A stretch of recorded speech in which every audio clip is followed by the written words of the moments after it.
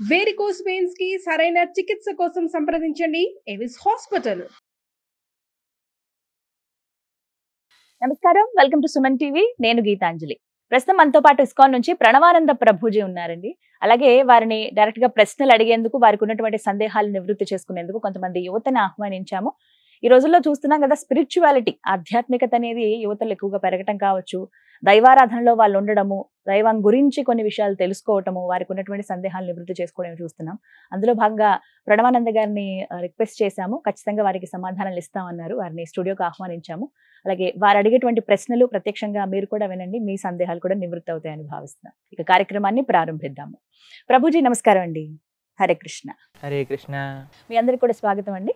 ప్రభుజీ, ముందుగా నా ప్రశ్న, ఆడవాళ్ళు పీరియడ్స్ లో ఉన్నప్పుడు ఆలయాలకు వెళ్ళకూడదు అనేది ఎప్పుడు ఒక క్వశ్చన్. అందరికీ తెలిసిందే ఇది, ఎందుకంటే ఇళ్లలోనే పక్కన కూర్చోబెడతారు, ఇంట్లో కనీసం దీపం పెట్టే ప్రదేశానికి కూడా వెళ్ళనివ్వరు, ఆ గాలి కూడా తాకనివ్వని ప్లేస్ లో కూర్చోబెడతారు.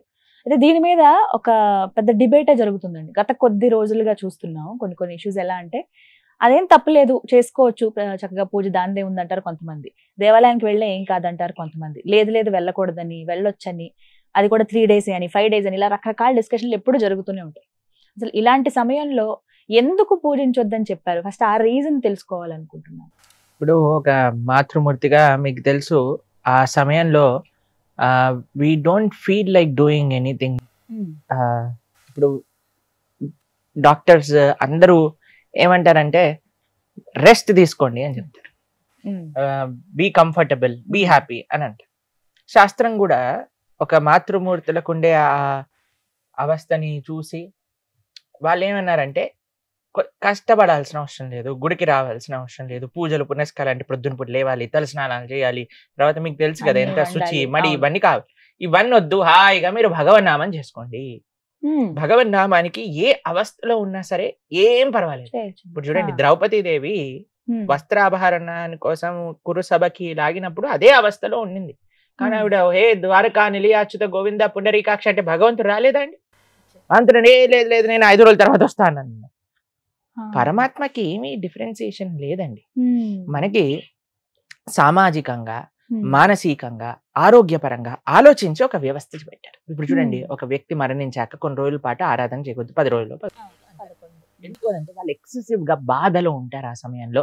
ఇప్పుడు పూజ చేయాలి, దీపం పెట్టాలి, అవి చేయాలి, ఇవి చేయాలి అంటే వాళ్ళు ఆ బాధలో చేయలేరేమో అని ఈ 10 రోజులు చేయకనానా అని చెప్పారు. ఎంత కన్సిడర్ చెప్పండి శాస్త్రం మనకి. ఒక శాస్త్రం అని ఏమని ఇచ్చినప్పుడు మనం పాటించకుండా లేదు నేను ఇప్పుడే చేస్తాను అని అంటే మూర్ఖత.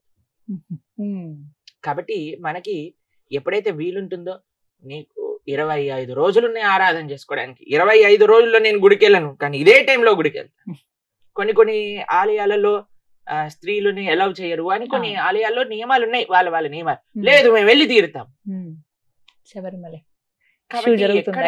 ఎక్కడ మనకి కొన్ని ఆలయాలు ఉన్నాయి, అక్కడ కేవలం స్త్రీలే ఆరాధన చేస్తారు, స్త్రీలకి ఎలౌడ్ ఉంటుంది, పురుషులకి ఎలౌడ్ ఉంటుంది. కొన్ని దగ్గర వ్యవస్థని గౌరవించడం, భక్తి అంటే ఏంటో తెలుసా అండి, శాస్త్రాన్ని గౌరవించడం, వ్యవస్థని గౌరవించడం, ఇది అన్నిటికంటే ముఖ్యంగా మనం తీసుకోవాలి. ఎప్పుడైతే మనం పెద్దల పట్ల నమ్మకం ఉంటుందో, పెద్దలు చెప్పిన మాట ఎప్పుడైనా సరే మనకి మంచిది మనం యాక్సెప్ట్ చేయడం ఫస్ట్ లక్షణం అన్నమాట. కాబట్టి ప్రతిదానికి మనం రెబెల్ అయిపోయి నేను ఇది చేసే తీరుతాను అని అనుకుంటే ఇంకా అలాంటి వాళ్ళని ఎవరు కాదు. కానీ ఆలయంలో కొన్ని వ్యవస్థలు ఉన్నాయి, శుచి, శుభ్రత అవన్నీ ఉంటాయి. వాటన్నింటినీ పాటించుకొని ఒక 5 days రెస్ట్ తీసుకొని చక్కగా భగవన్నామం చేసుకుంటూ ప్రవచనం వింటూ ఉండండి, భగవద్గీత భాగవతం వింటూ ఉండండి. భగవన్నామం చెప్పడానికి, ప్రవచనాలు వినడానికి ఎటువంటి ప్రాబ్లం లేదు. చక్కగా 24 గంటలు భగవన్నామ స్మరణ చేసుకోవచ్చు. ఆ సమయంలో చక్కగా ప్రవచనాలు వినటం, దాంట్లో ఎటువంటి ప్రాబ్లం లేదు. 2 విషయాలు చేయకూడదు ఏంటి అంటే, భగవంతుడి ఆరాధన, ఆలయానికి వెళ్ళటం, ఈ 2 ఆపేసండి, మిగతా అన్ని చేసుకోండి బ్రహ్మాండం. తెలిసి తెలియకుండా ఒకవేళ ఆలయంలో ఉన్నప్పుడు అలా జరిగింది అనుకోండి, తెలియక చేసిన తప్పుకి అయిపోయింది నువ్వు పదా అని పట్టుకుంటాడండి భగవంతుడు. కృపా స్వరూపం, భక్తవాత్సల్యుడు అండి ఆయన. తెలియక చేయని తప్పుకి ఏమీ ప్రాబ్లం ఉండదు. తెలిసి తప్పు చేయకూడదు, అది గుర్తుపెట్టుకోండి. ఆ సమయంలో కనీసం మీరు దైవనామస్మరణ కూడా చెయ్యొద్దు, ఏ చాంటింగ్స్ గానీ ఏవి చెయ్యొద్దు అని కొంతమంది. భగవన్ నామానికి మంత్రం కాదు, భగవన్ నామానికి ఎటువంటి రూల్స్ కూడా లేవు. హరే కృష్ణ కృష్ణ కృష్ణ హరే హరే, హరే రామ రామ రామ హరే హరే, ఇది షోడసాక్షర నామ్నాం కలి కల్మషనాశనం నాతర పరతరోపాయ సర్వవేదేషు దృశ్యతి. ఈ నామాన్ని మీరు ఎంత చేస్తే అంత మంచిది, బ్రహ్మాండంగా చేసుకోవచ్చు, ఎటువంటి ప్రాబ్లం లేదు. కాబట్టి శాస్త్ర మన ధర్మము వాజ్ జస్ట్ కన్సిడరేట్. కాబట్టి ఆ శాస్త్రాన్ని ఇచ్చిన ఆ వాక్కుని మనం గౌరవిస్తూ మనం ఆలయానికి, భగవత్ సేవకి, భగవత్ ప్రత్యక్ష ఆరాధనకి దూరంగా ఉండి భగవన్ నామస్మరణకి, భగవంతుడు చెప్పిన చక్కటి ప్రవచనాలు వినటంలో ఎటువంటి ప్రాబ్లం లేదు. చక్కగా వివరించారు ప్రభుజీ. మరి కొందరు ప్రశ్నలు అడిగేందుకు సిద్ధంగా ఉన్నారు. ముందుగా మీ పేరు, ఎక్కడి నుంచి వచ్చారు, మీ ప్రశ్న. హరే కృష్ణ గారు, నా పేరు వీర్నాథ్. మేము ఇక్కడ హైదరాబాద్ నుంచి వస్తున్నాం. సో నా ప్రశ్న ఏంటంటే, ఆలయాలకు వెళ్ళినప్పుడు హారతిపల్లెంలో దక్షిణ వేయకపోతే కొంతమంది అర్చకులు తక్కువ చూపుతో చూస్తారు, అంటే మా భక్తుల మనోభావాలు దెబ్బతినేలా చూస్తారు. సో దీని కారణంగా పేదవారి రావడం సంఖ్య తగ్గిపోతూ వస్తుంది. సో దీనికి మీరు ఏం చెప్తారు? నేను ఒక విషయం చెప్తానండి. ఆలయంలో అర్చకత్వం చేయటము, భగవంతుని చూసుకోవటం, భగవంతుడికి ప్రొద్దున నుంచి రాత్రి దాకా కైంకర్యములు చేయటం, వచ్చే వందలాది మంది భక్తులకి తీర్థ ప్రసాదాలు ఇవ్వటం, ఆలయంలో ఉండే ఉత్సవాలు చూసుకోవటం ఎంత కఠినమైన విషయం తెలుసా అండి. మనము ఎక్కడికి వెళ్ళినా సరే, ఇప్పుడు ఒక హోటల్కి వెళ్ళారనుకోండి, వాళ్ళు అడక్కకుండా మనం టిప్ పెట్టేసి వస్తాం. హోటల్ వాడు ఎంత డబ్బులు అక్కడ వేస్తే హోటల్లో బేరం ఆడతారా మీరు ఎప్పుడైనా? ఇది 250 రూపాయలు కట్టలేను, 200 కడతానండి అంటారా? లేదండి, మేము టిప్ ఇవ్వకుండా హోటల్ నుంచి వస్తారు చాలా మంది. అదొక ప్రెస్టేజ్ గా, తప్పకుండా నేను ఇంత టిప్ ఇస్తాను, పక్కన వాడు ఇంత ఇస్తే నేను ఇంత ఇస్తాను అని పెట్టేసి వస్తాను. కానీ నాకు అర్థం కాని విషయం ఏంటి అని అంటే, ఎక్కడ డబ్బులు పెట్టడానికి సంకోచించని వాళ్ళు కేవలం ఆలయంలో అర్చకుడికి ఇవ్వడానికి ఎందుకు ప్రాబ్లం? అర్చకుడు ఏదైనా చేసుకోవచ్చండి జీవితంలో. మంచి సాఫ్ట్వేర్ ఉద్యోగం చేయొచ్చు, ఎంతో లెక్చరర్ అవ్వచ్చు, ప్రొఫెసర్ అవ్వచ్చు, ఏదైనా అవ్వచ్చు. అన్నిటినీ వదిలేసి ఒక అర్చకత్వం చేస్తూ, భగవంతుణ్ణి సేవ చేస్తూ, ఒక ఆలయ వ్యవస్థని కాపాడే వ్యక్తికి ఇవ్వటంలో ఏంటండి నష్టం చెప్పండి? అన్ని చోట్ల ఇస్తున్నామే, మనం ఆలయంలో ఎందుకు ఇవ్వద్దు? నిజంగా చెప్పాలి అని అంటే, ఇప్పుడు ఒకళ్ళు చెప్తుంటే మేము విన్నాం, అర్చకులకి ఇప్పుడు పెళ్ళి అవ్వటం చాలా కష్టం అండి. ఎందుకంటే అందరు అంటున్నట్ట, పౌరోహిత్యం చేస్తే మేము పెళ్లి చేసుకోము, మాకు కూడా సాఫ్ట్వేర్ జాబ్ వాళ్ళు కావాలి అని. కాబట్టి ఎంత అన్యాయం చెప్పండి. ఇప్పుడు అర్చకులందరూ కూడా వేరే వేరే జాబులు చేసేస్తున్నారు అనుకోండి, అప్పుడు ఆలయాన్ని చూసుకునేది ఎవరు? మన సనాతన ధర్మం ముందుకెళ్ళేది ఎలా వెళ్తుంది? ఎంతో మంది మేము దక్షిణ భారతదేశంలో మందిరాలకు వెళ్ళినప్పుడు అమెరికాలో పెద్ద పెద్ద జాబులను వదిలేసి సనాతన ధర్మ పరిరక్షణ కోసం ఆలయ వ్యవస్థ నడవాలి అని వాళ్ళ పూర్వీకుల ఆరాధన చేసే ఆలయంలోకి వచ్చి సేవలు చేస్తున్నారు. శ్రీరంగ క్షేత్రంలో మొన్న మేము వెళ్ళినప్పుడు ఇద్దరు అక్కడ తలిగ స్వాములను కలిసామన్నమాట. వాళ్ళకి పెద్ద లక్షల రూపాయలు ఉండే ఒక జాబ్ వదిలేసుకొని వాళ్ళ ఆలయంలో భగవంతుడికి నైవేద్యాలు తయారు చేస్తున్నారు. ఎందుకు? ఆ సేవ కంటిన్యూ అవ్వాలి, మేము చేయకపోతే నెక్స్ట్ జనరేషన్ ఎలా చేస్తుంది అని. కాబట్టి ఫస్ట్ మనం అర్చకులను గౌరవించడం నేర్చుకుందాం. భగవంతుడి పట్ల మనం చూపించే ప్రేమ, మనకుండే గౌరవం, ఫస్ట్ ఆయనని ఆరాధన చేసే వ్యక్తి ద్వారా మనం భగవంతుడి దగ్గరికి వెళ్ళటం నేర్చుకోవాలి. కాబట్టి ఎప్పుడు కూడా చూడండి, ఆయన అవుట్ రైట్ గా మీరు చెప్పినట్టు జనాల్ని కోపం చేయకూడదు, అది కూడా మంచి విషయం కాదు. కానీ మనమే ప్రేమతో ఆ అర్చకుడికి ఇచ్చి దండం పెట్టి, అయ్యా నువ్వు నిరంతరం 24 గంటలు భగవంతుడు సేవ చేస్తున్నావు కదా, నీ ఆశీర్వాదం ఉంచు, నువ్వు బాగుండాలి అని ఒక 10 రూపాయలు మీకు తోచినంత డబ్బులు ఇవ్వటంలో ఏంటండి కష్టం చెప్పండి? మనం అన్నిటికీ ఇవ్వడానికి సిద్ధం అవుతున్నామే. దేనికి ఎవరైనా సరే బయటకు వెళ్ళినప్పుడు మనం దేనైనా చెప్తున్నావా? సినిమా టికెట్ వాడికి చెప్తున్నావా? లేదు, వాడు ఎంత ప్రైస్ చెప్తే వాడు. హోటల్ వాడికి చెప్తున్నావా? ఎంత ప్రైస్ చెప్తే వాడు. అన్ని చోట్ల ఉంటుంది. కానీ ఆలయానికి వచ్చేసరికి ఎందుకు అందరూ ఆలోచిస్తారో నాకు అర్థం కాదు. కాబట్టి మేము ఎక్కడికి వెళ్ళినా సరే, మీకు ఒక విషయం చెప్తాను, మేము ఎక్కడికి వెళ్ళినా సరే, ఏ ఆలయంలో దర్శనం చేసుకున్నా సరే, నిజంగా చెప్పాలంటే మాకు జేబులు లేవు, డబ్బులు ఉండవు, అయినా సరే మా పక్కనుండే మాతో పాటు వచ్చే భక్తులు నేను అడిగి మేము ఆ అర్చకుడి యొక్క చేతిలో పెట్టి వాళ్ళ ఆశీర్వచనం స్వీకరిస్తాను తప్పకుండా. కాబట్టి అది మంచి పద్ధతి. ఆలయ వ్యవస్థ నడవాలి, ఆలయ వ్యవస్థలో భగవంతుడి యొక్క సేవ నడవాలి అని అంటే ఇవ్వటంలో ఎటువంటి తప్పైతే నాకు కనిపించదండి. మీరేమంటారు? సంతోషం. Right, okay. మరొక ప్రశ్న. పేరు సూర్య, నేను ఏలూరు జిల్లా నుంచి వచ్చాను. మనం ఎదుటివారితో స్నేహం చేయాలంటే అతను మంచివాడో చెడ్డవాడని ఎలా తెలుసుకోవాలి? చాలా మంచి ప్రశ్న. Qualities. Friend in need is a friend in deed అని అంటారు. ఇప్పుడు చూడండి, మనకేమనిపిస్తుందంటే ఫ్రెండ్షిప్లో మనం ఏం చేసినా నువ్వే తోపురా, నువ్వే హీరోరా, నువ్వేది కావాలంటే అది చేయరా అని మనల్ని ఇచ్చేసే వాళ్ళే మనకి నిజమైన ఫ్రెండ్ అని అనిపిస్తుందండి. అది నిజమైన ఫ్రెండ్షిప్ కాదు. నిజమైన ఫ్రెండ్షిప్ అంటే మనం తప్పు చేస్తుంటే అవుట్ రైట్గా నువ్వు తప్పు చేస్తున్నావు, ఇది చేయకూడదు అని ఎవరైనా చెప్పారనుకోండి, వాడు నిజమైన శ్రేయోభిలాషిగా మనం అర్థం చేసుకోవాలి. ఎవరైనా అన్నారనుకోండి, ఏయ్ నువ్వు సిగరెట్ తాగావా, రే తాగురా, అప్పుడే నువ్వు మొగాడు అయితే సిగరెట్ తాగు అని అన్నారనుకోండి, వాడు నీ ఫ్రెండ్ కాదు. ఎవరైతే మనం తప్పుడు అలవాట్ల నుంచి మనల్ని బయటపడేస్తారో, ఎవరైతే మనం తప్పు చేస్తుంటే మనల్ని సంస్కరిస్తారో, ఎవరైతే నిక్కచ్చుగా, ఇప్పుడు చూడండి చాలాసార్లు ఏమవుతుంది అని అంటే, ఎవరి దగ్గర అయితే డబ్బులు ఉంటారో వాళ్ళ దగ్గర అందరు వ్యక్తులు ఉంటారు. మనం చిన్నప్పుడు ఒక నీతి పద్యంలో చదువుకుంటాం కదా, ఏ బావిలో అయితే నీళ్లు ఉంటాయి అక్కడే కప్పలన్నీ ఉంటాయి. ఒకసారి బావి ఎండిపోయింది అనుకోండి, కప్పలని వేరే దగ్గరికి వెళ్ళిపోతాయి. మనం చూడాల్సింది ఏంటి అంటే, నా కోసం వస్తున్నారా, నా దగ్గర ఉండే వస్తువుల కోసం వస్తున్నారా అని చాలా ఈజీగా తెలిసిపోతుందండి. ఎవరైనా మనకి what they are giving us, ఏదైనా వాల్యూ మన జీవితంలో యాడ్ చేస్తున్నారా మనం ఒకసారి పరిశీలన చేసుకోవాలి. లేదు ఒక పారాసైట్ జలగా అంటారు చూడండి, అది కూర్చొని రక్తం అంతా పీకేస్తుంటుంది. ఫోన్ చేసి 1000 రూపాయలు అయ్యి, 2000 అయ్యి, 500 అయ్యి అని 24 గంటలు మనల్ని అడుగుతున్నాడా? అందుకే మనకంటారు, ఎంతమంది నీతోటి ఉన్నారు అని ఎలా తెలుస్తుందంటే, నీవు ఒక కంట్లో నుంచి ఒక కన్నీటి దార కార్చినప్పుడు ఎంతమంది చేతులు వస్తాయి దాన్ని తుడపడానికి, అంతమంది నీతోటి ఉన్నవాళ్ళు అని చెప్తారు. అంతేకానండి మన ఫేస్బుక్లో 5000 ఫ్రెండ్స్ ఉండటం వల్ల, వాట్సాప్లో మనకి 5000 కాంటాక్ట్స్ ఉండటం వల్ల మనం పొందేది ఏం లేదండి. అందులో ఒక్క వ్యక్తి అయినా సరే మనకి మంచి చెప్పేవాడు ఉన్నాడు అనుకోండి, వాడు నిజమైన ఫ్రెండ్. నేను మీకు ఒక విషయం చెప్పాలా, అందరికంటే మన బెస్ట్ ఫ్రెండ్ ఎవరైనా ఉన్నారంటే అది భగవంతుడే. ఎందుకంటే ఆయన ఒక్కడే నిజంగా ఒక జీవుణ్ణి మంచి మార్గంలో నడిపించడానికి ఎప్పుడు మన హృదయంలోనే ఉంటూ మనల్ని మంచి సజెషన్స్, మీకు ఎప్పుడైనా మీరు ఏదైనా పని చేయాలనుకున్నప్పుడు ఇన్నర్ వాయిస్ అని ఒక మనసులో నుంచి ఒక శబ్దం వినిపిస్తుంది అందరికీ, ఒరే ఇది మంచిరా, ఇది చెయ్యి, ఇది చెడు, ఇది చేయకూడదు. కానీ మనం ఏం చేస్తాం, వాడు నూరు చూసి మన పని మనం ఏం కావాలంటే అది చేసుకుంటుంటాం అన్నమాట. నిరంతరం కాన్స్టెంట్గా మనకి మంచి సజెషన్స్ ఇస్తున్నవాడు మన హృదయంలోనే పరమాత్మ. ఆయన నిజంగా మన బెస్ట్ ఫ్రెండ్ అన్నమాట. Krishna is our best friend.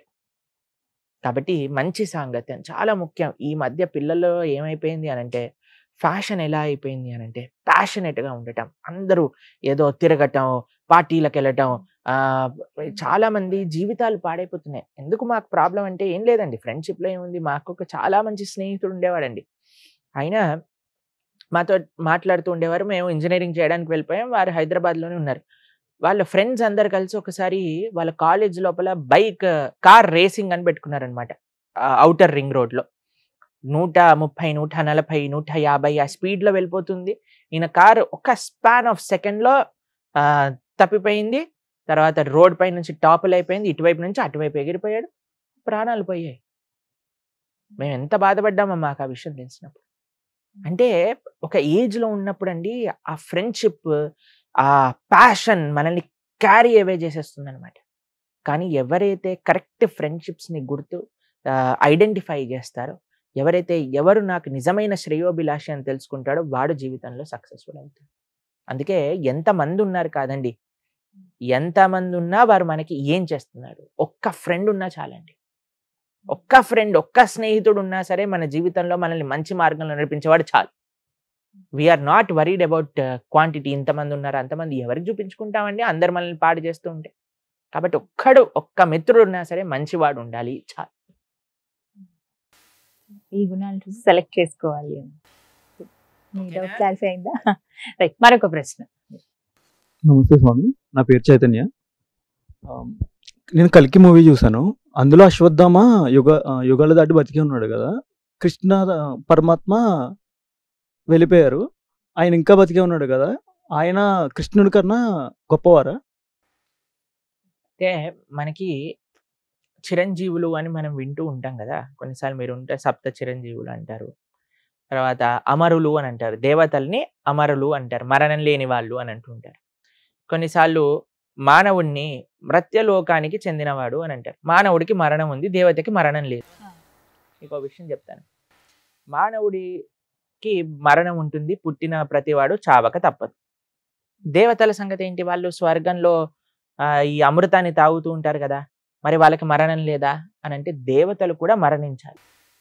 దేవతలు కూడా వాళ్ళ వాళ్ళ పోస్ట్ లో నుంచి తొలగిపోయి క్షీణే పుణ్యే మర్త్యలోకం విశంతి అని అంటారు. ప్రతి ఒక్క దేవతకు కూడా వాళ్ళ కాలమానం బట్టి 100 ఏళ్ళు వాళ్ళు బతుకుతారు. అయిపోగానే మళ్ళీ మానవుడుగానో ఏ జన్మ వాళ్ళకి రాసుంటే ఆ జన్మకు పుట్టాల్సిందే. చిరంజీవుల సమయం ఏంటి అని అంటే చిరంజీవులు ప్రళయం అయ్యేంత వరకు బ్రతికుంటారు. ప్రళయంలో వాళ్ళు కూడా వెళ్ళిపోతారు. ఎప్పటికీ మరణం లేకుండా ఉండే వ్యక్తి భగవంతుడు మాత్రమే. గజేంద్రుడు అందుకే లోకంబులు లోకేశలు తెగిన తుది అలోకంబగు పెంచీకటి నవ్వండెవ్వడు ఏకాకృతినై వెలుగుండో అతనినే సేవింతుందంటే. కాబట్టి మనం సేవ చేయాల్సింది కేవలం భగవంతుని మాత్రం, ఇంకెవ్వరిని మనం సేవ చేయాల్సిన అవసరం లేదు. ఎందుకంటే ప్రతి ఒక్కళ్ళు వాళ్ళ వాళ్ళ సమయం బట్టి వెళ్ళిపోవాల్సిందే. మనుషుడు ఇన్ని సంవత్సరాలకు వెళ్ళిపోతే, దేవతలు అన్ని సంవత్సరాలకు వెళ్ళిపోతారు, చిరంజీవులు అన్ని సంవత్సరాలకు వెళ్ళిపోతారు. కేవలం భగవంతుడు, భగవంతుడి యొక్క లోకంలో ఉండే పార్షదులు మాత్రమే శాశ్వతం, ఇంకెవ్వరు శాశ్వతం కాదు. కాబట్టి ఇందాక మీరు అన్నట్టుగా కృష్ణుడు వెళ్ళిపోయాడు, అశ్వత్థామ ఉన్నాడు అని అంటే ఏం లాభం? కృష్ణుడు వెళ్ళిపోయింది ఏదో శరీరాన్ని విడిచిపెట్టలేదు. కృష్ణో స్వదాగోపగతే అని అంటుంది భాగవతం. ఆయన స్వలోకానికి, ఆయన గోలోకానికి చేరుకున్నారనమాట. కాబట్టి అశ్వత్థామ ఉన్నాడు, ఆయన సరే వెళ్ళిపోవాల్సిందే. అశ్వత్థామ చేసిన పనులు ఏంటో తెలుసా అండి మీకు? ఎంత అన్యాయమైన పని చేశాడో తెలుసా అశ్వత్థామ? కురుక్షేత్ర యుద్ధంలో అంత అయిపోయాక ఆయన ఒక టెంట్ లో ఉన్నాడు అనమాట. సాయంత్రం పూట టెంట్ లో ఉంటే ఇలా చూస్తూ ఉన్నాడు. ఒక చెట్టు పైన ఒక పెద్ద పక్షి వచ్చి, చిన్న చిన్న పక్షులు ఉన్నాయన్నమాట, చీకటి సమయంలో తినేసింది. తినేయంగానే వీడు అనుకున్నాడు, ఇది నాకు ఒక డివైన్ ఇంటర్వెన్షన్ నా జీవితంలో, నేను కూడా వెళ్ళిపో. యుద్ధ నీతి ఏంటంటే సూర్యాస్తమయం అయిపోయాక మళ్ళీ మనం యుద్ధం చేయకూడదు. అయితే ఏం పర్వాలేదు, ఇది నాకు ఒక ఐడియా అని అనిపించి ఏం చేశాడంటే పాండవులు ఉండే ప్రదేశానికి వెళ్ళాడు. వెళ్ళి 5గురు ఇలా పడుకున్నారనమాట. పడుకోగానే వాళ్ళ 5గురు ఒక తలలు తెగ్గొట్టేశారు. తెగ్గొట్టి 5గురు తలలు తీసుకొని దుర్యోధనుడి దగ్గరికి వెళ్తారు. నేను 5గురు పాండవుల్ని చంపేశా అనగానే చాలా ఆనందపడతారు దుర్యోధనుడు. కానీ వీడికి పాండవుల్ని చంపేంత సీన్ లేదు అశ్వత్థామకి. సరే ఒకసారి టెస్ట్ చేస్తాను అని ఒక తలని ఇవ్వమన్నాడు అనమాట. తలని తీసుకొని, ఎటువంటి దుర్యోధనుడు అంటే ఆల్మోస్ట్ శరీరాన్ని విడిచిపెట్టే స్థితిలో ఉన్నాడు, తొడలన్నీ విరిగిపోయి పడిపోయాడు. ఆ కొద్దిపాటి శక్తితో తలని లానంగానే మొత్తం ముక్కలు ముక్కలు అయిపోయింది తల. అప్పుడు చెప్తాడు, ఒరే ఇది పాండవులు కాదురా, పాండవులు పిల్లలైన ఉప పాండవులు, పిల్లల్ని చంపేసేసాడనమాట అశ్వత్థామ. దుర్యోధన లాంటి దుష్టుడు అన్నాడు. కనీసం నేను అనుకున్నా ఈ అందరు పోతే కనీసం ఉప పాండవులు కురు వంశాన్ని ముందుకు తీసుకెళ్లే వాళ్ళైనా బ్రతుకుంటారని, నువ్వు వాళ్ళని కూడా చంపేశావు, ఎంత దుర్మార్గుడిరా, ఎంత అన్యాయం చేసావురా నువ్వు అన్నట్టు. అయినా సరే ఊడుకోలేదు అశ్వత్థామ. పరీక్షిత అభిమన్యు యొక్క భార్య అయిన ఉత్తర గర్భంలో ఉండే పరీక్షితుడు లాస్ట్ ఎయిర్ అన్నమాట వాళ్ళ యొక్క కుటుంబానికి, కురు వంశానికి. వాడిపైన, కడుపులో ఉండే పిల్లవాడి పైన బ్రహ్మాస్త్రాన్ని వదులుతాడు. అంత దుర్మార్గుడు. కాబట్టి కానీ ద్రౌపదీదేవి పరమ భాగవతోత్తమరాలు కాబట్టి క్షమించేసేయి అని చెప్పగా కృష్ణుడు ఆయన పైన ఉండే మణిని తీసేసి, మెల్టింగ్ ఫార్మ్ తెలుసు కదా మీకు, అశ్వత్థామ మెల్ట్ అయిపోతూ ఉంటారనమాట శరీరం. అయినా సరే ఆయనకి ఇంతకు ముందు ఉన్న వరం చేత ఆయన తిరుగుతూ ఉంటారు అలా. కాబట్టి చిరంజీవి అవ్వటం పెద్ద గొప్ప విషయం ఏం కాదండి. మీకు ఒక విషయం చెప్తాను. శాస్త్రంలో ఒక లోమస మహర్షి అని ఒకళ్ళ గురించి చెప్తారు. ఆయన ఎటువంటి కుటీరం ఉండేది కాదట. ఎప్పుడు కూడా అరణ్యంలో తిరుగుతూ ఉండేవారట, జపం చేసుకుంటూ భగవన్నామని. అయితే అందరు ఋషులు మునులు అడిగేవాళ్ళట, అయ్యా నువ్వు కుటీరం కట్టుకోవచ్చు కదా, ఆశ్రమంలో ఉండొచ్చు కదా అంటే నాకు టైం లేదు అనేవాళ్ళట. అందరు ఆశ్చర్యపోయేవాళ్ళట, ఈయనకు టైం లేదా, ఈయనకు టైం లేదా. ఏంటో తెలుసా అండి ఆయనకు ఉండే వరం, ఒక్క బ్రహ్మగారి సమయం. బ్రహ్మగారు కొన్ని కోట్ల సంవత్సరాలు బ్రతుకుతారు. ఆయన 100 ఏళ్ళు అవ్వాలి అంటే కొన్ని కోట్ల సంవత్సరాలు పడుతుంది. అటువంటి బ్రహ్మగారు ఒక్కళ్ళు పోతే ఆయన శరీరంలో ఉండే ఒక్క వెంట్రుక పడిపోతుంది. లోమస మహర్షికి ఉన్న వరం ఏంటి అంటే శరీరం పైన ఉండే అన్ని వెంట్రుకలు పోతే కానీ ఆయన పోడనమాట. అలాంటి వ్యక్తి అంటున్నారంటే నాకు సమయం లేదు అని అంటే మనం మాత్రం తర్వాత చేస్తాం, ఎల్లుండి చేద్దాం, అవతల ఎల్లుండి చేద్దాం అంటే. చూడండి ఎంత విచిత్రమో, చూడండి మనుషులకి ఎంత విచిత్రం. అటువంటి వ్యక్తి భగవంతుడికి పూర్తి శరణాగతుడై ఎప్పుడు నిరంతరం భగవన్నామ స్మరణ చేస్తుంటాడు. కాబట్టి చిరంజీవి కేవలం చిరంజీవి అవ్వటం వల్ల గొప్ప విషయం కాదు, భగవంతుని ఆశ్రయించడంలో, భగవంతుడి యొక్క సేవ చేసుకోవటంలో నిజమైన అస్తిత్వం ఉన్నది. అరే మరొక ప్రశ్న. నా పేరు వెంకటేశ్వర, నేను భీమవరం నుంచి వచ్చాను. ఇప్పుడు ఎవరైనా చనిపోతే ఇక్కడ భగవద్గీత పెడతారు కదా, అది ఎందుకు? చనిపోయిన వాడికి భగవద్గీత కాదు, వీడు ఎలానో పోయాడు మీరైనా బాగుపడండి రా అని భగవద్గీత వినిపిస్తున్నారండి. యాక్చువల్గా శాస్త్రంలో ఏం చెప్పారంటే చనిపోయిన వ్యక్తి దగ్గర గరుడ పురాణము, దాని తర్వాత అంటే చనిపోయిన సమయంలో ఆ 10 రోజులు 11 రోజులు 13 రోజులు ఒక్కొక్క వ్యవస్థ బట్టి అయితే వాళ్ళకి ఏం చెప్తారు అని అంటే ఆ సమయంలో భగవద్గీతను వినిపించాలి, గరుడ పురాణాన్ని వినిపించాలి, భాగవతాన్ని వినిపించాలి అని చెప్తూ ఉంటారు. ఎందుకు అని అంటే చనిపోయిన వాడు ఎలానో పోయాడండి, కానీ అక్కడికి వచ్చినప్పుడు ఆ వ్యక్తులందరూ కూడా ఈయన ఎలాగనో పోయాడు, జీవితాన్ని మార్చుకోలేదు, కనీసం మీరైనా బాగుపడండి, మీకైనా ఒక మంచి మార్గాన్ని చూపించడానికి అప్పుడు చెప్తారండి. ఇప్పుడు ఏం చేసేసారంటే ఆ చనిపోయిన వ్యక్తిని తీసుకెళ్లే బండ్లో భగవద్గీత ఆన్ చేసేస్తారు, అంతే, ఇంకెవ్వరు వినరు. వాళ్ళు ఏదో వీళ్ళ లోకంలో వీళ్ళు ఉంటారు, ఆ భగవద్గీత అలా అలా వెళ్ళిపోతూ ఉంటుంది. శ్లోకాలు, భగవద్గీత శ్లోకాలు చెప్పడం ముఖ్యం కాదు, భగవద్గీత ప్రవచింపచేయాలి. ఎందుకు భగవద్గీత అని అంటే మీరు చూడండి, ఒక మషిన్ కొన్నా, ఒక ఫోన్ కొన్నా, ఒక వాచ్ కొన్నా, ఒక ల్యాప్టాప్ కొన్నా, ఏది ఒక గ్రైండర్ కొన్నా, ఓవెన్ కొన్నా, ఏది కొన్నా సరే దాంతోపాటు ఒక మాన్యువల్ వస్తుంది. మాన్యువల్ చూసామనుకోండి ఆ మషిన్ ఆపరేట్ చేయడం చాలా ఈజీ అనమాట. మొన్నే మేము ఒక డివైస్ తో చాలా స్ట్రగుల్ అయ్యాము, ఏం చేయాలి ఎలా పెట్టాలి ఏం అర్థం కావట్లేదు. ఎప్పుడైతే మాన్యువల్ చూసామో చాలా ఈజీగా తెలిసిపోయింది ఎలా చేయాలి అని. అలానే మన మానవ శరీరం కూడా ఒక యంత్రం లాంటిదే, ఆ యంత్రం ఎలా యూజ్ చేయాలో చెప్పింది భగవద్గీతలో. మానవ శరీరానికి ఒక మాన్యువలే భగవద్గీత. ఈ వ్యక్తి ఎలానో పోయాడు, బాగుపడలేదు, కనీసం వచ్చిన వారైనా వింటారేమో. ఎందుకంటే అండి ఒక వ్యక్తి చనిపోయినప్పుడు ఆయన వ్యక్తిని కాల్చేటప్పుడు అందరికీ ఒక రకమైన వైరాగ్యం కలుగుతుంది. చూసారా ఈయన ఇంత సంపాదించాడు, ఏమి తీసుకెళ్ళలేదు, ఏమి పట్టుకొని వెళ్ళలేకపోయాడు, అన్నిటిని ఇక్కడే వదిలేశాడు, కనీసం బట్టలు కూడా ఉండవండి, అలా కాల్చేస్తాడు వ్యక్తిని. కాబట్టి ఏది మనతోటి రాదు, తల్లి గర్భం నుండి ధనము తేడెవ్వడు, వెళ్ళిపోయేడి నాడి వెంటరాడు.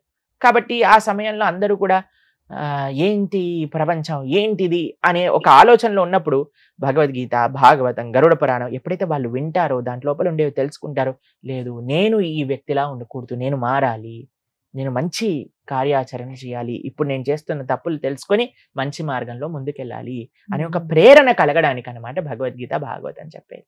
కాబట్టి కేవలం ప్లే చేయకూడదండి, ఒక మంచి భక్తుణ్ణి, శాస్త్ర పరిజ్ఞానం కలిగిన పండితుణ్ణి తెచ్చి భగవద్గీత, భాగవతమో, గరుడ పురాణమో ప్రవచింపజేస్తే అందరు వచ్చి కూర్చొని విని వారు జీవితాన్ని మార్చుకుంటే మంచిది. అందుకోసం భగవద్గీత చెప్పించండి అని చెప్తారు.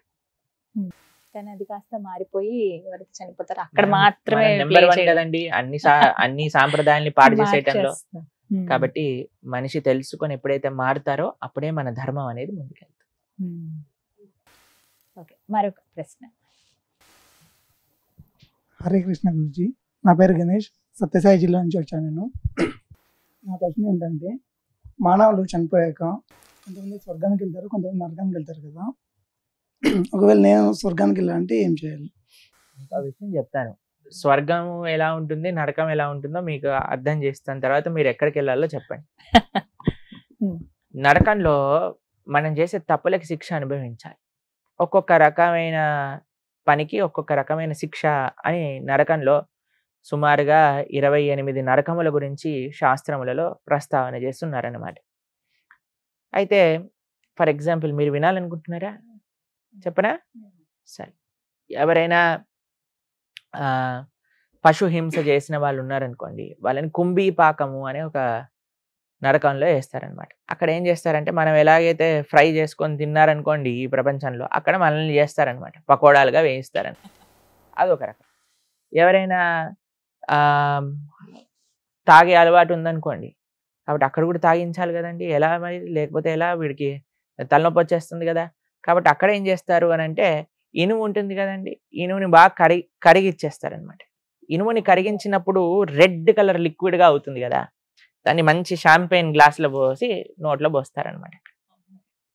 కాబట్టి ఇలా ఒక్కొక్క తప్పుకి ఒక్కొక్క నరకం ఉన్నది, ఒక్కొక్క రకమైన ఇబ్బందులు మనం అక్కడ పొందాలి అని. వేరే వాళ్ళని అనవసరంగా కష్టపెట్టి అనవసరంగా మాటలతో అన్న వ్యక్తులు ఉంటారు కదా. సో నరకంలో ఒక స్పెషాలిటీ అయిన పక్షులు ఉంటాయి, వాటిని రురు పక్షులు అని అంటారు. వాటి ఉండే నరకం పేరు రౌరవం అని అంటారు. ఆ నరకంలో ఏం చేస్తాయంటే ఒక పెద్ద ప్లాట్ఫామ్ ఉంటుంది, ఉండదు ఆ ప్లాట్ఫామ్లో, మనిషి మాత్రమే ఉంటాడనమాట. పైనుంచి రురు పక్షులు వచ్చి వాటికి ముక్కు ఇక్కడ నుంచి అక్కడ దాకా ఉంటుంది, మనిషి అంటే ఆ జీవి అక్కడ ఉన్నప్పుడు వాటిని సజీవంగా పీక్కొని తింటూ ఉంటాయి అనమాట ఈ రురు పక్షులు.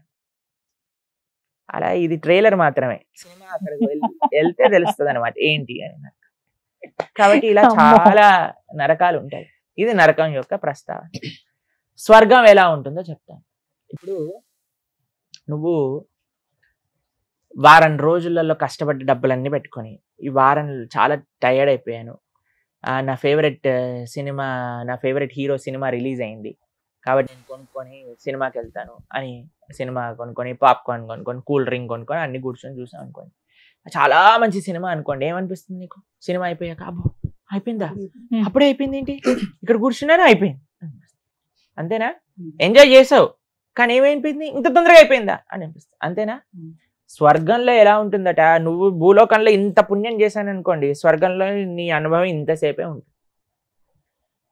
నువ్వు ఇక్కడ ఇంత పాపం చేసావు అనుకోండి, నరకంలో కష్టం ఇంత అనుభవించాల్సి వస్తుంది. దానికి రెట్టింపు కష్టం నరకంలో అనుభవించాల్సి వస్తుంది. ఇంత పుణ్యం చేసావు అనుకోండి, స్వర్గంలో ఇంతే అనుభవించాల్సి వస్తుంది. ఈ రెంట్లో ఏది బాగుందంటే రెండూ బాగాలేదు, రెండూ మంచిది కాదు. అందుకే మనకంటారు స్వర్గము వద్దయ్యా నీకు నరకము వద్దు. ఈ రెండు ప్రదేశాలు చాలా మంది రిలీజియన్స్ లో కేవలం స్వర్గం నరకం ప్రస్తావనే ఉంది, అండ్ హెవెన్. అవునండి. కానీ మన సనాతన సంస్కృతిలో ఒక స్పెషల్ ఆఫర్ ఉంది. ఏంటో తెలుసా అండి? స్వర్గము వెళ్ళినా వేస్తే, నరకము వెళ్ళినా వేస్తే, భగవంతుడి యొక్క లోకానికి వెళ్తే, ఏ లోకానికి వెళ్ళినా సరే ఆ బ్రహ్మ భువనాలోక పునర్ ఆవృత్తిను అర్జున మాముపేత్యతు కౌంతేయ పునర్జన్మ న విద్యతే. భగవంతుడు శ్రీకృష్ణ పరమాత్మ ఉన్న ప్రదేశానికి వెళ్ళారనుకోండి, మళ్ళీ తిరిగి రావాల్సిన అవసరం ఉండదు. ఆ పరమాత్మ లోకంలో ఒక విచిత్రం ఉంది. ఏంటో తెలుసా అండి? అక్కడ మనకి కష్టం లేదు, ఇసుమంత కష్టం కూడా ఉండదు అనమాట. ఆ లోకం ఎటువంటిది అని అంటే కేవలం అత్యున్నతమైన ఆనందంతో కూడుకున్న లోకం. టైం బౌండరీ లేదు. స్వర్గంలో నీ టైం అయిపోయిందని బయటపడేస్తాడు స్వర్గంలో ఉండేవాళ్ళు, తన్ని మరి బయటకు వెళ్ళి కొట్టేస్తారన్నమాట. అయిపోయిందిరా నీ టైం, పో కిందికి భూలోకంలోకి వెళ్ళి మళ్ళీ ఇక్కడికి వచ్చి ఇక్కడ అనుభవించు అని చెప్తారు. కానీ ఒక్కసారి మనం వైకుంఠానికి వెళ్ళాం అనుకోండి, అక్కడ నుంచి మళ్ళీ కిందికి రాము. వైకుంఠంలో నిరంతరం భగవంతుడి యొక్క సేవ చేసుకుంటూ ఉండొచ్చు. కానీ ఇక్కడికి వెళ్ళటం చాలా కష్టం. అమెరికాకి వీసా రావాలంటే చాలా కష్టం చూడండి. అలా వైకుంఠానికి వీసా రావాలి అంటే చాలా కష్టపడాలి. ఏం కష్టపడాలి అని అంటే ధార్మికంగా ఉండాలి. ఈ కలియుగంలో కలోదోష నిదేరాజన్ అస్తి ఏకోన్మహాన్ గుణాన్ కీర్తనాతేవ కృష్ణస్య ముక్త సంగ పరం వ్రజేత్ అని అంటే, వైకుంఠానికి వీసా కావాలి అంటే భగవంతుడి యొక్క నామ నిరంతరంగా జపం చేయాలి, మంచి ఆచరణ ఉండాలి, మంచి వ్యక్తుల యొక్క సాంగత్యంలో ఉండాలి, మంచి గురువుని ఆశ్రయించాలి, చక్కగా భగవద్భక్తి మార్గంలో ముందుకెళ్ళాలి. అప్పుడు స్వర్గం వద్దు మనకి, నరకం వద్దు, వైకుంఠానికి వెళ్ళచ్చు. సరే, మరొక ప్రశ్న. నా పేరు శివ, పెద్దపల్లి డిస్ట్రిక్ట్ నుంచి వచ్చాను. నా ప్రశ్న ఏంటంటే, ఇప్పుడు నిత్యం దేవాలయానికి వెళ్ళేటప్పుడు మనం మాంసాహారం తింటే దేవాలయకు రావద్దని చెప్పేసి అంటారు. ఇప్పుడు రాముడు అలాంటి వాడే మాంసాహారం తినదని చెప్పేసి అంటారు. ఇప్పుడు మన దేవాలయాలు కూడా దేవుని దగ్గర మాంసంతో మేకతోటి చేస్తారు కదా. అలాంటప్పుడు భక్తులు మేము పోతే మమ్మల్ని లోపలి గుడిలోకి రానివ్వరు. సో అది రీజన్ దేవుడు రావద్దని చెప్పేసి అన్నారా? భక్తులం అన్న మరుక్షణం ఎవరిని హింస పెట్టని ప్రవృత్తి కలిగిన వాడే భక్తుడు. ఇప్పుడు చూడండి, మీరు ఒక వ్యక్తి అన్నారనుకోండి, నాకు మీరంటే చాలా ఇష్టం అండి అని అన్నారనుకోండి, మీ పిల్లలు రాగానే పాట్ అని చంప మీదకి వెళ్ళి ఒకటి లాగి పెట్టారనుకోండి, అప్పుడు మీరు ఏమంటారు? ఓ నా భక్తుడు ఇరా నాన్న తండ్రి ఏం పర్వాలేదు అంటారా? ఏమంటారు మీరు? జాగ్రత్తగా ఉండు, నా పిల్లవాడిని నువ్వు నా ఇంట్లో పలకరిస్తున్నావు అంటారు. అంతేనా అండి? భగవంతుడికి కేవలం నువ్వు నేను మాత్రమే సంతానం కాదండి, భగవంతుడికి ప్రతి జీవి కూడా సంతానం. అందరినీ సృష్టించింది భగవంతుడేనా అండి? కాబట్టి ఏ జీవినన్నా మనం హింస చేసినప్పుడు మనం భగవంతుడి యొక్క భక్తుడిగా ఎలా చెప్పుకుంటాం? మనం చెప్పుకోలేం. భక్తి అన్న మరుక్షణం ఏ ప్రాణిని హింస పెట్టము. అది ఫస్ట్ భక్తుడికి ఉండాల్సినది. అహింస. కృష్ణుడు ఎన్నిసార్లు భగవద్గీతలో ఈ విషయం చెప్పారు, అహింస అహింస అహింస. తెలిసి ఎవ్వరికి ఇబ్బంది పెట్టకూడదు. ఇది ముఖ్యమైన విషయం. ఫస్ట్. సెకండ్ది, రాముడు మాంసాహారాన్ని తిన్నాడు. మీకు ఒక విషయం చెప్తాను. రాముడు అయోధ్య నగరంలో అయోధ్య నగరాన్ని విడిచిపెట్టి అరణ్యవాసానికి వెళ్ళేటప్పుడు ఒక ప్రతిజ్ఞ చేస్తారు. ఏమంటారో తెలుసా అండి? మీకు ఒక విషయం చెప్పానా? రాముడు మాట తప్పడెప్పుడు, ఈ విషయం తెలుసా మీకు? ఆయన ఇచ్చిన మాట, తండ్రి ఇచ్చిన మాట కోసమే ఆయన రాజ్యం వదిలేసి వెళ్ళిపోయాడు. ఎవరిచ్చిన మాట? తండ్రి ఇచ్చిన మాట. ఇంకా ఆయన ప్రతిజ్ఞ చేస్తే ఎలా ఫాలో అవుతాడండి? రామ మాట రామ బాణం ఎప్పుడు వెనకాలకి వెళ్ళదు, అంతే కదండి. రాముడు ఒక ప్రతిజ్ఞ చేస్తాడు, నేను ఈ అరణ్యవాసంలో ఉన్నంత సమయం సాధువుగా నార బట్టలు వేసుకొని కంద మూలాలు మాత్రమే స్వీకరిస్తాను అని అయోధ్య నగరంలో ఉన్నప్పుడే ప్రతిజ్ఞ చేసి రాముడు వెళ్ళాడు. కాబట్టి చాలా మంది అరణ్యవాసంలో ఇక్కడ తిన్నాడు అక్కడ తిన్నాడు అని అట్లా ఏం ప్రమాణం లేదండి. సంస్కృతము శాస్త్రము చదవటం వల్ల అర్థం కాదండి. శాస్త్రము గురుముఖత విన్నప్పుడు అర్థమవుతుంది. ఇప్పుడు చూడండి, మీకు మెడికల్ కాలేజ్ బుక్స్ ప్రతి షాప్ లో ఉంటాయి. మీరు వెళ్ళి నేను అన్ని మెడికల్ కాలేజ్ బుక్స్ అన్ని చదివేశాను, నేను ఇప్పటి నుంచి డాక్టర్ అని అంటే ఎవడైనా ఒప్పుకుంటాడండి? ఇది చెప్తే అలాంటి డాక్టర్ దగ్గరికి మీరు వెళ్తారా అండి? వెళ్తారా? మీరు చెప్పండి, వెళ్ళరు కదా. మీరు ఒకడు అన్నారు అనుకోండి, నేను మొత్తం సివిల్ ఇంజనీరింగ్ బుక్స్ చదివేశాను, నేను మీ ఇల్లు కడతాను. నేను అనుకో, అరే మా ఇల్లు కట్టకరా, పక్కింటి ఇల్లు కట్టు, కూలిపోయింది అనుకోండి మా ఇదంతా అయిపోతుంది, అంతే కదండి. కాబట్టి చాలా మంది ఇలా మాట్లాడే వాళ్ళందరూ ఏదో వాళ్ళంతటా వాళ్ళు ప్రయత్నం చేసి ఇక్కడ అది ఉంది అక్కడ ఇది ఉంది అని చెప్పేవాళ్ళు. కానీ ఎప్పుడైతే మనం ఆచార్య పరంపరాముఖతగా మనం తెలుసుకుంటాం, అందుకే కదా స్కూల్ ఎందుకు, కాలేజ్ ఎందుకు, ఇంత చదువుకోవటాలు ఎందుకు, టీచర్ దగ్గరికి వెళ్ళి యూనిఫామ్ వేసుకొని కూర్చొని టీచర్ చెప్పినట్టు విని చేతుల పైన కర్రతోటి దెబ్బలు తిని ఆ గుంజీలు తీసి బెడ్ పైన నించొని నీల్ డౌన్ చేసి ఎందుకు ఇన్ని కష్టాలు, ఇంత పెద్ద పెద్ద బ్యాగులు మోసి ఇంట్లోనే బ్రహ్మాండంగా కూర్చొని చదువుకోవచ్చు కదా. లేదు, ఒక డిసిప్లిన్ కావాలి, టీచర్ చెప్పింది వినాలి, ఆ శ్రద్ధ ఎప్పుడైతే ఉంటుందో అప్పుడే నీకు చదువు అబ్బుతుంది. కాబట్టి మనం కూడా ఎప్పుడైతే ప్రామాణికమైన ఆచార్య పరంపర ద్వారా కృష్ణుడేంటి రాముడేంటి వాళ్ళ తత్వములేంటి తెలుసుకుంటామో అప్పుడే మనం జీవితంలో బాగుపడాలి. రాముడు ఎప్పుడూ మాంసాహాన్ని తినలేదు. టెంపుల్స్ లో కూడా చేస్తారు కదా. ఈ ప్రశ్నకు ఆన్సర్ చెప్తాను. బలివ్వటము అని కొన్ని ప్రదేశాల్లో ఆచారంగా ఉంటుంది. ఇక అదే అడుగుతున్నాను మీకు. ఒక అమ్మవారి గుళ్ళో మీరు బలించారనుకోండి, అమ్మ అన్న మరుక్షణమే, అమ్మ అంటే ప్రేమ స్వరూపం, అంతే కదండి. అమ్మ అంటే తల్లి అంటే ప్రేమ కదండి. ఒక తల్లి ముందెళ్ళి నువ్వు ఒక ప్రాణిని బలిస్తున్నావు అంటే ఆ అమ్మ యొక్క హృదయం బాధపడుతుందా ఆనందపడుతుందా? బాధపడుతుంది, అంతే కదండి. అసలు పశు బలి అని అంటారు. ఏంటి బలి ఇవ్వాలి అని కానీ మీరు ఆలోచిస్తే పశువుని కాదండి, మనిషిలో కూడా పశువుగా ఉండే కొన్ని ప్రవృత్తులు ఉంటాయి. అందుకే మనం అంటాం కదండి, ఎప్పుడైనా ఎవరైనా పిచ్చి పిచ్చిగా బిహేవ్ చేశారనుకోండి, మనిషివా పశువువా అంటాం. అవునా? తిట్టారా మీరు ఎవరైనా అలా? తిట్టారా మీరు? కాబట్టి మనిషివా పశువువా అన్న పశుత్వం ఉంది చూడండి, దాన్ని భగవంతుడికి బలి ఇవ్వాలి. ఆ ఏవైతే చెడు గుణాలు ఉన్నాయో వాటిని అమ్మవారికి ఇవ్వాలి, కానీ పశువుని తెచ్చి బలి ఇవ్వకూడదు.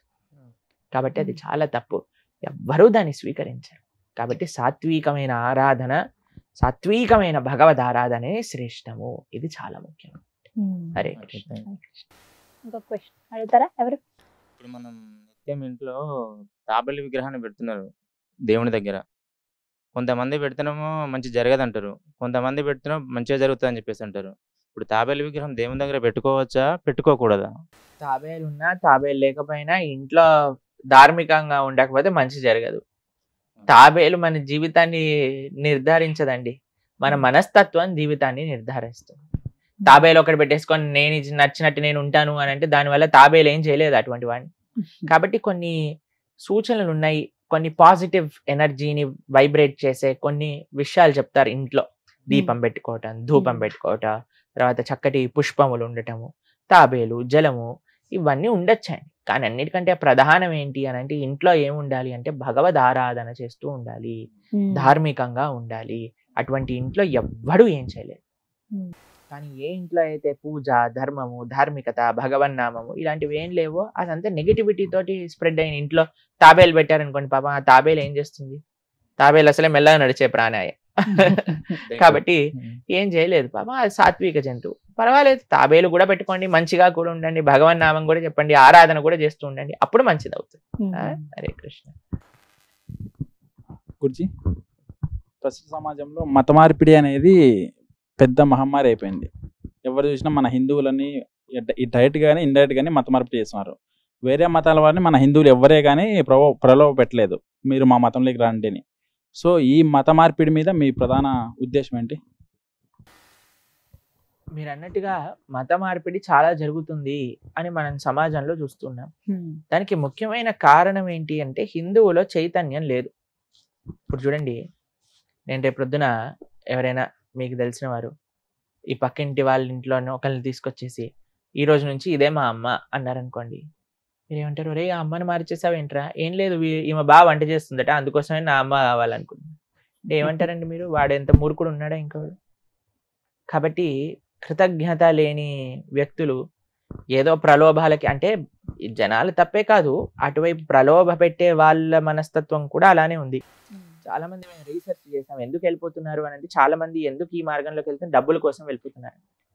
కాబట్టి ఎందుకు ఇలాంటి ఇవి చేస్తున్నారంటే వాళ్ళకి డబ్బులు కూడా ఇస్తారట. ఇంతమంది మారిస్తే ఇంత డబ్బులు ఇస్తాము, ఇంతమంది కన్వర్ట్ చేస్తే మీకు ఇంత కమిషన్ వస్తుంది. తెలుసా మీకు? ఇవన్నీ వినే ఉంటారు, మీ అందరికి తెలుసు కదా ఇక్కడ ఉన్న వాళ్ళందరికీ. కాబట్టి అదో బిజినెస్ అవుతుంది. ప్లస్ మీకు నిజంగా మారినవాడు వాడి యొక్క మతాన్ని చెప్పుకోలేడు, ఎందుకంటే వాళ్ళకి వచ్చే రిజర్వేషన్స్, వాళ్ళకి వచ్చే పథకాలు అన్ని పోతాయి చెప్పుకుంటా. కాబట్టి నిజంగా మారిపోయావు నువ్వు మతం అంటే ధైర్యంగా చెప్పుకో కదా, మతం మారిపోయాను, ఇది నేను ఇది కాదు అని. చూడండి ఎంత తెలివిగల వాళ్ళు. వాళ్ళకి గవర్నమెంట్ నుంచి కావాల్సిన పథకాలు కావాలి, ఇటు మన ధర్మము వద్దు. ఎంత ప్రమాదకరమైన శక్తిగా మార్చేస్తారు చూడండి. చాలా ప్రమాదకరమైన పరిస్థితి ఒకటి నెలకొల్లుతుంది. అన్నిట్లో ముఖ్యమైనది ఏంటి అంటే హిందువులలో చైతన్యం లేదు. ఎంతమంది మీరు భగవద్గీత చదివారా మీరు? అందుకే మరి వేరే వాడు చెప్పాం కానీ బాగుంది కదా అనిపిస్తుంది. మనల్ని మనం చదవకపోయాం అనుకోండి, వేరే వాడు చెప్పింది బాగా అనిపిస్తుంది కదా. మనం చదువుకుంటే మన విషయాలు మనం వింటే ఎంత బాగుండేది. వేరే వాడు వచ్చి ఇది ఇలా అదలా అని చెప్పినప్పుడు వాడికంటే ఒరే నీకంటే 100 రెట్లు నా గీతలో ఉంది చూపించనా అని చూపించచ్చు. వేరే వాళ్ళు అన్నారు అనుకోండి, ఈ నీళ్లు చల్లుతాయి, ఖర్చిప్పిస్తాయి, ఆయిల్ పూస్తాను, నీకు రోగాలు పోతాయి అని అంటే ఎలా నమ్ముతున్నారంటే జనాలను? అసలు అర్థం కాదు నాకు. అంటే వారికి అసలు నిజంగా అంటే ఇంకితమైన కామన్ సెన్స్ ఉందా లేదా అనిపిస్తుంది కొన్ని. కానీ కొన్ని ఈ మధ్య జరిగిన కొన్ని పబ్లిక్ టాక్స్ లో కానీ కొన్ని సర్వేలు కానీ ఇలా ఏంటంటే, కొంతమంది దగ్గరికి వెళ్ళి మైక్ పెట్టినప్పుడు మీరు ఏ మతం అని అడుగుతున్నారు. వారిని అడిగినప్పుడు పలానా హిందూ, క్రిస్టియన్, ముస్లిం ఇలా చెప్పాక, క్రిస్టియన్ అయితే మీరు బైబిల్ చదివారంటే నేను రోజు చదువుతాను, మా అమ్మగారు చదువుతారు, మా నాన్నగారు చదువుతారు, నేను అలా చదువుతాను, నేను ఇంత పూర్తి చేశాను, లేకపోతే 2-3 సార్లు చదివానని చెప్తున్నాను. అదే ఖురాన్ విషయానికి వస్తే చదివామంటున్నారు. అదే హిందూస్ దగ్గర మాట్లాడేటప్పుడు మాకు అలా నేర్పించలేదండి రోజు చదవమని, మేము ఇప్పటివరకు అయితే అసలు భగవద్గీత చదవలేదండి. లోపం ఎక్కడుందండి? అదే కదా, మొత్తం వ్యవస్థలో ఉంది లోపం. తల్లిదండ్రుల దగ్గర నుంచి, విద్యా వ్యవస్థ దగ్గర నుంచి, అమ్మమ్మల తాతయ్యల దగ్గర నుంచి, టీచర్ల దగ్గర నుంచి అందరిలో ఉన్నది లోపం. అంటే పాఠ్యాంశంగా ఉంటే బాగుంటుంది, ఇది ఖచ్చితం చేస్తే పాఠ్యాంశం ఎంత ఖచ్చితం చేసినా సరే జనాలకి ఆ ఇంట్రెస్ట్ అనేది లేదు కదా. మన దాంట్లో ధర్మం కాపాడుకోవాలి, అందరికి అనిపిస్తుంది నా ధర్మం ముందుకెళ్ళాలి, నా ధర్మం విస్తృతం అవ్వాలి. వాళ్ళు ఆల్ రాంగ్ మీన్స్ యూజ్ చేస్తున్నారు. ఒకడు గన్ను పట్టుకుంటున్నాడు, కత్తి పట్టుకుంటున్నాడు, ఇంకొకడు ఆయిల్ పట్టుకుంటున్నాడు, ఖర్చిప్ పట్టుకుంటున్నాడు, నీళ్లు పట్టుకుంటున్నాడు. వాళ్ళ ప్రయత్నం వాళ్ళు హుక్ ఆర్ క్రుక్ అని ప్రయత్నం చేస్తున్నారు. కానీ మన ధర్మం ఎప్పుడు అలాంటి పైశాచికమైన పనులు చేయలేదు. మన ధర్మం సాత్వికంగా ఎంతో మంచిగా ప్రవచన మార్గంతో ధర్మాన్ని పరీక్షించుకోవాలని. కానీ ప్రవచనానికి వచ్చేవాడు ఎవడు? అందరికీ బిగ్ బాస్ చూడాలి, అందరికీ వెబ్ సిరీస్ చూడాలి, అందరికీ ఇన్స్టాగ్రామ్ లో రీల్స్ చూడాలి. కానీ ఎవరికి ఎంతమంది ప్రవచనం వినడానికి వస్తున్నారండి? అనవసరమైన విషయాలు చూడటంలో నెంబర్ 1 హిందువులు అయిపోయారు. అవునా కదా? చెప్పండి. పిల్లలందరినీ చిన్న పిల్లల్ని కూర్చోబెట్టి చూపించేస్తున్నారు సీరియల్ అన్ని. చిన్న పిల్లలకి సినిమాలు చూపించేస్తున్నారు. సినిమాలలో, సీరియళ్లలో ఇప్పుడు ఎలాంటి ఎన్ని నెగిటివ్ విషయాలు చూపిస్తున్నారంటే అవన్నీ పిల్లలకి అవసరమా? ప్రవచనాన్ని చెప్పేసి పిల్లలకి అర్థం కాదేమో అండి. ఇవి అర్థం అవుతాయి కానీ అది అర్థం కాదా? ఎంత విచిత్రం చూడండి. కాబట్టి మన ధర్మాన్ని మనమే రక్షించుకోవాలి. కాబట్టి మీరందరూ ఇక్కడ ఉన్న వాళ్ళందరూ గీత చదవండి, అప్పుడు మన ధర్మాన్ని మీరు చదవండి, పక్కన వాడికి చెప్పండి. నాకు డౌట్, ఇప్పుడు హిందువులకి రామాయణం ముఖ్యమా లేకుంటే భగవద్గీత ముఖ్యమా? రామాయణము, భగవద్గీత, భాగవతం ఈ 3 ముఖ్యమే. మరి క్రిస్టియన్స్ కి బైబిల్, ముస్లిమ్స్ కి ఖురాన్. అలా అనుకుంటే హిందువులకి ప్రాథమికమైన ఫౌండేషనల్ పుస్తకం ఏ సంప్రదాయానికి చెందిన వాళ్ళైనా సరే, హిందువులకు ఒక పుస్తకం చెప్పండి ప్రభుజీ, ఇది తప్పకుండా అందరూ అధ్యయనం చేయవలసిన పుస్తకం ఏదన్నా ఉంటే అది గీత, భగవద్గీత. శంకరాచార్యుల నుంచి మొదలు పెట్టుకుంటే అందరు ఆచార్యులు చెప్పిన విషయం ఒకటే, భగవద్గీత హిందువులకి ప్రాథమిక అన్నిటికంటే ముఖ్యమైన గ్రంథము. కాబట్టి మీరు ఒక పుస్తకం చెప్పండి హిందూ ధర్మంలో అంటే భగవద్గీత. భగవద్గీతను చదవండి, భగవద్గీతను వినండి, భగవద్గీతను అర్థం చేసుకోండి. సనాతన ధర్మం అంటే ఏంటో అర్థం.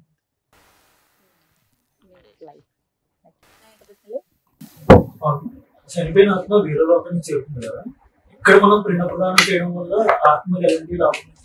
పిండదానం చేస్తే ఆ వేరే లోకంలో వాళ్ళకి ఎలా చేరుతుంది అనేది. ఇప్పుడు అమెరికాలో నీ ఫ్రెండ్ ఉన్నాడు అనుకోండి, లేదా మీకు చుట్టం ఉన్నారనుకోండి, ఆయనకి ఇండియన్ కరెన్సీలో డబ్బులు వేస్తే అక్కడ డాలర్లలో ఆయన డ్రా చేసుకుంటున్నాడు కదా. అలానే ఇక్కడ మనం పిండ ప్రదానం చేస్తే ఆ లోకంలో ఆ లోకం కరెన్సీగా మారుతుంది అనమాట. ఎందుకు చేయాలి అని అంటే, ఇప్పుడు ఒక కృతజ్ఞతా భావం, అరే మన తల్లి తండ్రి నన్ను ఇంత పెంచారు కదా, వారికి ఒక మంచి చేయాలి, వారిని గుర్తుంచుకోవటం. సనాతన ధర్మము ఎంతో చాలా విశిష్టం అండి, చాలా విలక్షణమైనది. ఎందుకంటే ఆత్మ యొక్క శ్రేయస్సు ఎక్కడున్నా సరే ఆ ఆత్మ కోసం ఇస్తున్నా. ఆ వ్యక్తి వేరే జన్మలో ఉండొచ్చండి, కానీ పితృదేవతలందరికీ కూడా ఒక హెడ్ ఉంటాడు, ఆర్యమాన్. ఆయన ఏం చేస్తారంటే పిల్లలు చేసే ఆ తర్పణాలు కానీ ఆ కార్యములు కానీ ఆ పుణ్యాన్ని మొత్తం కూడా తీసుకుని ఒక బ్యాంక్ లో పెట్టుకుంటారు అనమాట. మళ్ళీ ఈ జీవుడు వచ్చేసరికి ఈ పుణ్యాన్ని యాడ్ చేస్తారు దాంట్లో. యాడ్ చేసి అప్పుడు వాళ్ళు క్యాలిక్యులేట్ చేస్తారు, ఎన్ని రోజులు నరకంలో ఉండాలి, ఎన్ని రోజులు స్వర్గంలో ఉండాలి, ఎన్ని రోజులు ఇక్కడ బాధలు అనుభవించాలి. కానీ మనం ఎప్పుడు కూడా మన తల్లిదండ్రుల్ని తలుచుకుంటూ మంచి భగవద్భక్తిపరమైన కార్యములు చేస్తూ మంచి ధార్మికమైన కార్యక్రమాలు. చాలా మంది ఏం చేస్తారంటే చనిపోయిన వాళ్ళకి పూజ చేస్తూ ఉంటారు. చనిపోయిన వాళ్ళకి పూజ చేయాల్సిన అవసరం లేదు.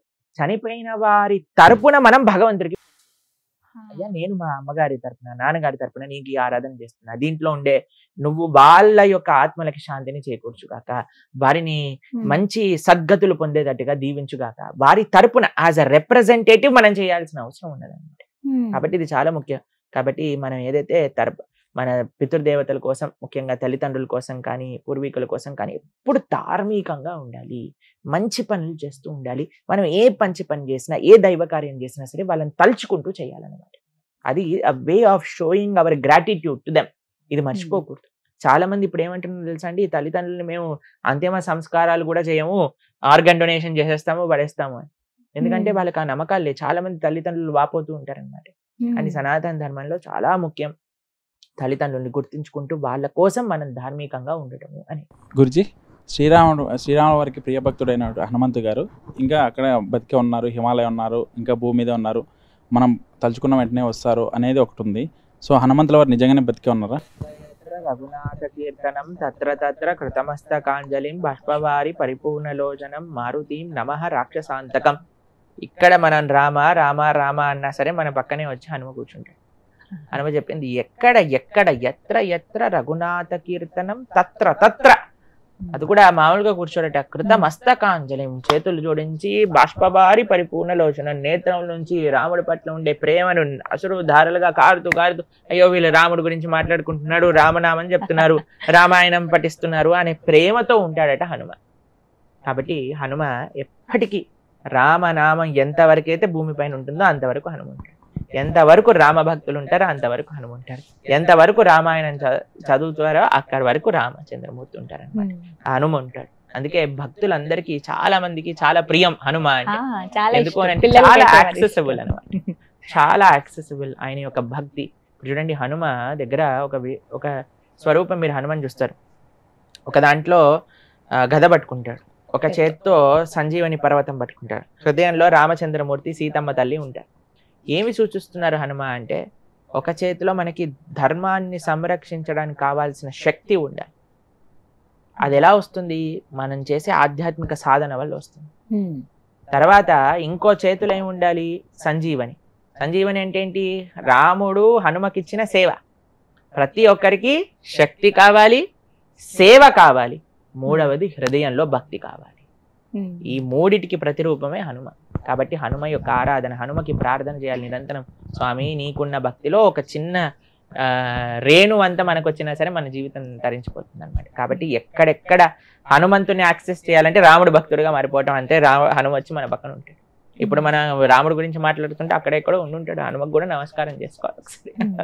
హరే కృష్ణ. కానీ హనుమాన్ అని అనగానే చదువుకునే రోజుల్లో ఎవరో ఒక అతను వెళ్ళి హిమాలయాల దగ్గర ఫోటో తీశారని ఒక ఫోటో బాగా వైరల్ అయిందండి. హనుమంతులు ఇప్పటికీ అలా ఉన్నారు, పుస్తకంలో రామ రామ అని ఇలా చదువుతున్నారు. వారికి హిమాలయాల్లో ఉండటం వల్ల మనకేం వచ్చిందని మన పక్కన ఉన్నారని చెప్తే ఇంకా బాగుంది కదా. హనుమ ఉన్నాడు పక్కన, అది మనం యాక్సెస్ చేయాలని. సులువుగా పిల్లలకి పెద్దలకి అందరికి ఇష్టమే. ఎవరన్నా సరే రాముడు నామని చెప్పేవాడు ప్రతి ఒక్కడు హనుమకి ఫేవరెట్. కొంచెం భయం వేసినా ఫస్ట్ తలుచుకునేది ఆయన్నే కదండి. ఇదే కదండి. జై హనుమాన్. గురుజీ, త్రేతాయుగంలో రాముడు తండ్రి ఇచ్చిన మాట కోసం వనవాసం వెళ్ళాడు. కానీ ఇప్పుడు చూస్తే కొడుకులు తండ్రిని కాళ్ళతో తన్నేటోళ్ళు ఉన్నారు. అటువంటి వాళ్ళ కొడుకు నుంచి ఇటు మారడానికి కారణం ఏంటి? ఎందుకంటే ఆ తండ్రి రాముడు గురించి పిల్లలకి చెప్పలేదు కాబట్టి. ఎవరైతే పిల్లల్ని రామాయణం చెప్తూ రాముడు ఇలాంటి వాడు, కృష్ణుడు ఇలాంటి వాడు అని చెప్పి పెంచినాం అనుకోండి, మనకి దుస్థితి వచ్చేది కాదు. ఎందుకంటే రామచంద్రమూర్తి తన తండ్రి ఇచ్చిన మాట కోసం జీవితంలో సకల ఆనందాలన్నీ వదిలేసుకొని వెళ్ళిపోయాడు. అన్నయ్య పోతున్నాడు కదా అని లక్ష్మణుడికి ఏం సంబంధం లేదు. పాపం ఈ లిటిగేషన్ లో ఆయన రాలేదు, ఆయన పేరే లేదు ఈ కేసులో. అయినా సరే ఆయనంతటా ఆయన నేను అన్నయ్య ఎక్కడ ఉంటే అక్కడే ఉంటాను అని ఈ ప్రపంచంలో అన్నా తమ్ముళ్ళు ఆస్తి కోసం చంపుకోవడానికి అయినా సిద్ధమయ్యే ఈ ప్రదేశంలో ఈ రోజులలో నాకొద్దంటే నాకొద్దు అని కొట్లాడుకున్నారు రామచంద్రమూర్తి భరతుడు. ఒకళ్ళు వచ్చి భరతుడికి ఇవ్వాలి అంటే నాకొద్దు మా అన్నయ్యది, నేను ఎప్పుడు కూడా మా అన్నయ్య దాసుడినే, మా అన్నయ్యకి ఇవ్వాలి. లేదు లేదు భరత నువ్వు తీసుకో, లేదు లేదు అన్నయ్య నువ్వు తీసుకో. పాపం లక్ష్మణస్వామి వెళ్ళి అమ్మని అడిగాడు. రాముడు అనుకున్నాడు అమ్మకి వెళ్ళి చెప్పు మీ అమ్మ పర్మిషన్ తీసుకొని రా అని. అమ్మ దగ్గరికి వెళ్తే అమ్మ అన్నది, అయ్యా అమ్మ నేను వెళ్ళాలా రాముడితో? అడగటం ఏంటి అసలు, నువ్వు అడగటం తప్పు చేసావు. రాముడితో వెళ్ళాలి అని అడగకూడదు, వెళ్ళిపోవాలి. సరే నువ్వు అడిగావు కదా, నీకు ఇంకో విషయం చెప్తా. అయోధ్య మఠవీం విద్ది రామం దశరథం విద్ది మాం విద్ది జనకాత్మజాం అయోధ్యాం అటవీం విద్ది అని చెప్పింది వాళ్ళమ్మ. ఏమని చెప్పిందో తెలుసా అండి సుమిత్రమ్మ? అయ్యా దశరథ మహారాజుని రాముల్లో చూసుకో, నన్ను సీతమ్మ తల్లిలో చూసుకో, అయోధ్యని అడవిలో చూసుకో, వెంటనే బయలుదేరి రాముడితో అని చెప్పి. ఎంత గొప్ప తల్లి చూడండి. అలా పెంచారు కాబట్టి పిల్లలు అలా అయ్యారు. ఈ రోజులలో మనము అనవసరమైన సినిమాలు సీరియళ్ళు ఇవి పెంచుతున్నాం కాబట్టి అందులో ఏం చూపిస్తారండి? ఏం చూపిస్తున్నారు చెప్పండి? కోడలు అత్తగారిని ఎలా చంపేసింది, అత్తగారు ఎలా బ్రతికారం చూపించుకుంది, తర్వాత ఒకళ్ళ ఇంట్లో 10 మందిని పెట్టి వాళ్ళు ఎలా కొట్లాడుకుంటున్నారు, అది చూస్తే మన పరిస్థితి ఏమవుతుంది చెప్పండి? మనం కూడా అలానే తయారైపోతుంది. కాబట్టి ఏది మనం చూస్తామో, ఏది మనం వింటామో, ఏది మనం మాట్లాడతామో, ఎటువంటి వ్యక్తులతో ఉంటామో అలానే మన ప్రవృత్తి ఉంటుంది. కాబట్టి పిల్లలకి తల్లిదండ్రులకి నేను చేసే సిన్సియర్ చేతులు జోడించి చేసే రిక్వెస్ట్ ఏంటంటే పిల్లలకి రామాయణ భాగవతాదులు చెప్తూ పెంచండి. మీ పిల్లవాడు పెద్దగయ్యాక మీరు ఈ సేవ కానీ చేస్తే అన్నిటికంటే లబ్ధిపోయే వ్యక్తులు ఎవరైనా ఉంటే అది ఫస్ట్ తల్లిదండ్రులే. తల్లిదండ్రులు లబ్ధి పొందడమే కాకుండా ఈ దేశం లబ్ధి పొందుతుంది, ఈ ధర్మం లబ్ధి పొందుతుంది, ఈ సమాజం లబ్ధి. కానీ ఇటువంటి అనవసరమైన ఎక్స్పోజర్స్ పిల్లలకి చేయటం వల్ల వాడు పాడవటం చేత కుటుంబం పాడైపోతుంది, కుటుంబం పాడైపోతే సమాజం పాడైపోతుంది, సమాజం పాడైపోతే దేశం పాడైపోతుంది. కాబట్టి ఎందుకు ఇలా మారుతున్నారు అంటే రాముణ్ణి పక్కన పెట్టాం కాబట్టి ఇలా మారుతుంది. రాముణ్ణి మళ్ళీ ఈ సొసైటీలో ఇంట్రడ్యూస్ చేయండి, ఇటువంటివి ఏవి జరగవు. మీకు ఒక విషయం చెప్తాను, రామాయణం సీరియల్ ప్లే చేసేటప్పుడు క్రైమ్ రేట్ 70% తక్కువ ఉండేదట. ఎందుకంటే అప్పుడు ఇంకే ఛానల్ ఉండేవి కాదు, రామాయణం పెట్టేవారు. ఒక ఊర్లలో రామాయణం పెట్టేసుకుంటే ఊరంతా వచ్చి రామాయణం చూసేది. దొంగలు కూడా చూసేవారేమో, ఏం క్రైమ్ ఉండేది కాదు, అందరూ బ్రహ్మాండంగా రామ రామ రామ అనుకుంటూ ఉండేవారు. కాబట్టి ఏదైనా ఈ ప్రపంచంలో మనం వింటూ ఉంటాం రామరాజ్యం రావాలి, రామరాజ్యం రావాలి అంటే ఏంటి? రామరాజ్యం రావటం ఏంటి అంటే రాముడి యొక్క విలువలు అందరి లోపల ఉండాలి. రామాయణము రాముడి నడిచిన నడక, దాన్ని మనం ఇన్స్పిరేషన్ గా చూసుకొని రాముడు వెనకాల నడవాలి. అంతేనా? అరే ధన్యవాదాలు, మీ విలువైన సమయం ఇచ్చారు. వీళ్ళు అడిగిన ప్రశ్నలన్నిటి కూడా చాలా చక్కగా సమాధానం ఇచ్చారు. మిమ్మల్ని ఒప్పించుంటే క్షమించండి. హరే కృష్ణ. హరే కృష్ణ.